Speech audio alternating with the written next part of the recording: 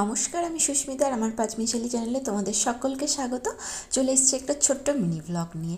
এই যে তোমরা সকলেই এই যেটা দেখছো সেটা হচ্ছে আমাদের পৌষ সংক্রান্তির একটা নিয়ম। সমস্ত নিয়মই তোমাদের সাথে আমি কিছু না কিছু শেয়ার করেছি, কিন্তু এটা তোমাদের সাথে শেয়ার করা হয়নি বলে এই ভিডিওটা তোমাদের সাথে শেয়ার করলাম। এটা হচ্ছে আমাদের পৌষ সংক্রান্তির দিন, আর তার পর দিন খুব ভোরবেলা উঠে মানে কাক ডাকার আগে তোমার ঘুম থেকে উঠে সমস্ত কিছু ধুয়ে মুছে কোনো একটা ঘরের দরজার সামনে একটা চৌকি পেতে 4টে গোবরের পুতুল করে নতুন চালের গুড় দিয়ে একটা গ্লাসে জল দিয়ে ধূপদীপ জ্বালিয়ে এবং চৌকির চারপাশে চালের গুঁড়ো, সর্ষে ফুল, গাঁদা ফুলের আলপনা দিয়ে এবং বাড়ির সব জায়গায় এই আলপনাটা দিয়ে শাক বাজিয়ে দিতে হয়। তোমাদের কার কার মধ্যে এরকম নিয়ম আছে অবশ্যই কমেন্ট করে বলো। আর তার সাথে ছিল আমাদের পরের দিনের লক্ষ্মী পুজো, মানে পয়লা মাঘে আমাদের লক্ষ্মী পুজো হয়েছে।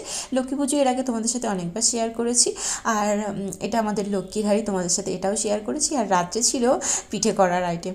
আর পৌষ সংক্রান্তিতে তোমাদের মানে আমাদের বাঙালিদের সবারই পিঠে হয়, তো সেই কারণে রাত্রে করছিলাম পিঠে। এটা হচ্ছে আজকে পিঠে।